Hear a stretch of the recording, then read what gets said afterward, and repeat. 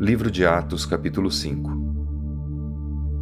Mas certo homem, chamado Ananias, juntamente com Safira, sua mulher, vendeu uma propriedade e ficou com uma parte do valor, e sua mulher também sabia disso. Então ele levou a parte restante e colocou aos pés dos apóstolos. Então Pedro perguntou: Ananias, por que Satanás encheu o teu coração para que mentisses ao Espírito Santo e ficasses com uma parte do valor do terreno? Enquanto o possuías não era teu, e depois de vendido, o dinheiro não estava em teu poder? Como planejaste isso no coração? Não mentiste aos homens, mas a Deus. Ao ouvir essas palavras, Ananias caiu e expirou. E sobreveio grande temor a todos que souberam disso. Então os mais novos levantaram-se, cobriram-no, carregaram-no para fora e o sepultaram.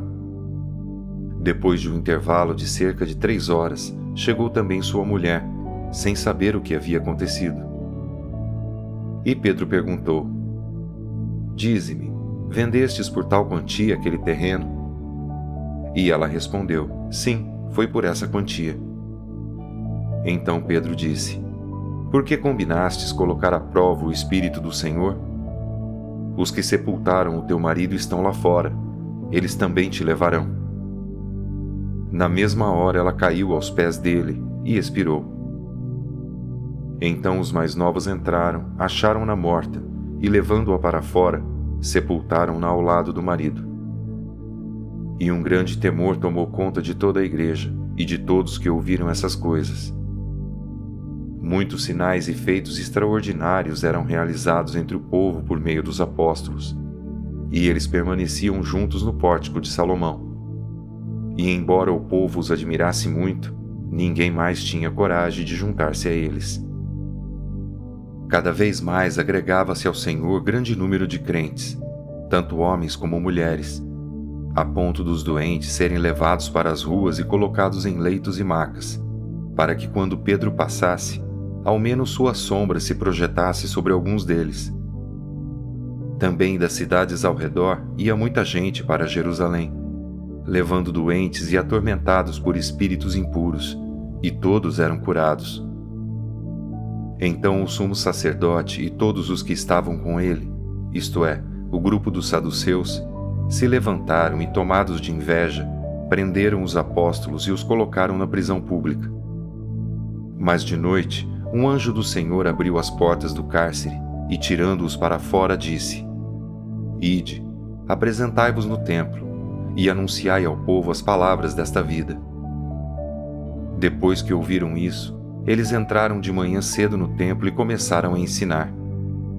Chegando, porém, o sumo sacerdote e os que estavam com ele, convocaram o sinédrio e enviaram guardas ao cárcere para trazê-los. Os guardas foram até lá, mas não os encontraram na prisão.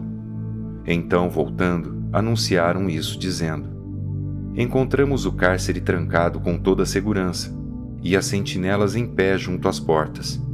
Mas quando as abrimos, não encontramos ninguém. E quando o capitão dos guardas do templo e os principais sacerdotes ouviram essas palavras, ficaram perplexos por causa deles e pelo que teria acontecido. Então chegou alguém e lhes avisou: Os homens que puseste na prisão estão no templo, ensinando o povo. Então o capitão foi com os guardas e os trouxe sem violência, pois temiam ser apedrejados pelo povo.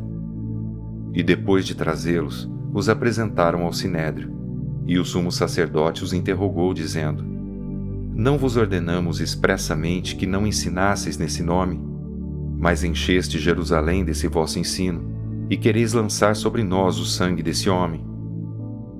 Respondendo, Pedro e os apóstolos disseram: É mais importante obedecer a Deus que aos homens. O Deus de nossos pais ressuscitou Jesus, a quem vós matastes, pendurando-o no madeiro. Sim, Deus com a sua destra o elevou a príncipe e salvador, para conceder a Israel o arrependimento e o perdão dos pecados. E nós somos testemunhas dessas coisas, e também o Espírito Santo, que Deus concedeu aos que lhe obedecem. Ouvindo isso, eles se enfureceram e queriam matá-los.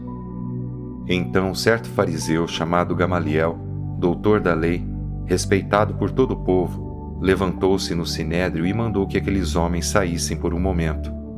E prosseguiu: Homens israelitas, tende cuidado com o que estáis para fazer a estes homens. Porque há algum tempo surgiu Teudas, dizendo ser alguém.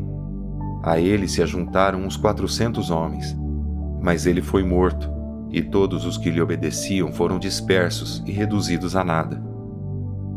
Depois dele, nos dias do recenseamento, surgiu Judas, o galileu, e desencaminhou muitos que o seguiam. Mas ele também morreu, e todos os que lhe obedeciam foram dispersos. Agora vos digo, afastai-vos desses homens e deixai-os livres, pois se este projeto ou esta obra for dos homens, se desfará. Mas se é de Deus, não podereis derrotá-los, para que não sejais achados combatendo contra Deus.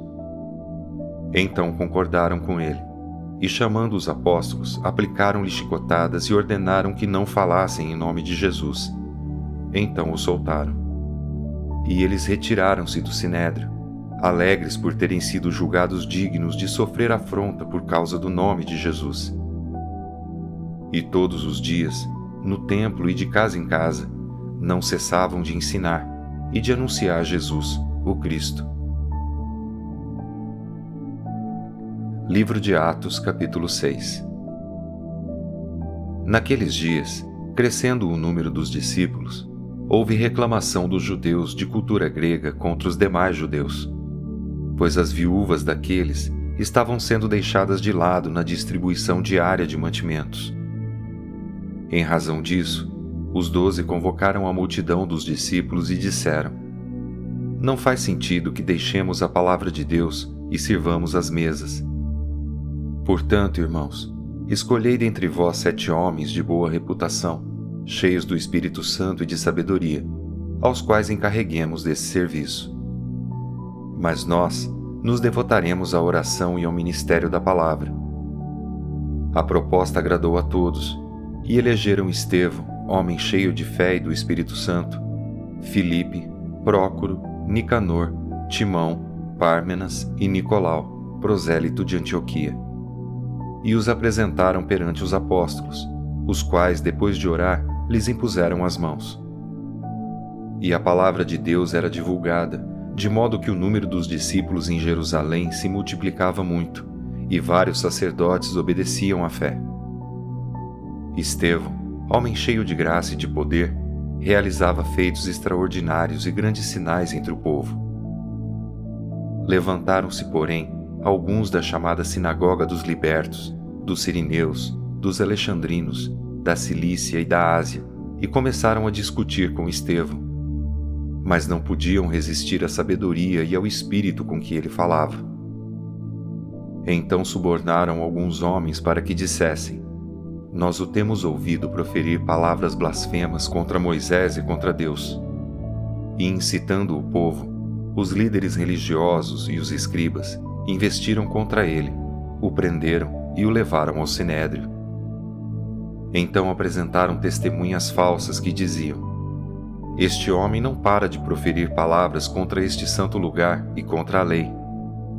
Porque nós o temos ouvido dizer que esse Jesus, o Nazareno, destruirá este lugar e mudará os costumes que Moisés nos deu. E todos que estavam sentados no sinédrio, fixando os olhos nele, viram que o seu rosto era como de um anjo.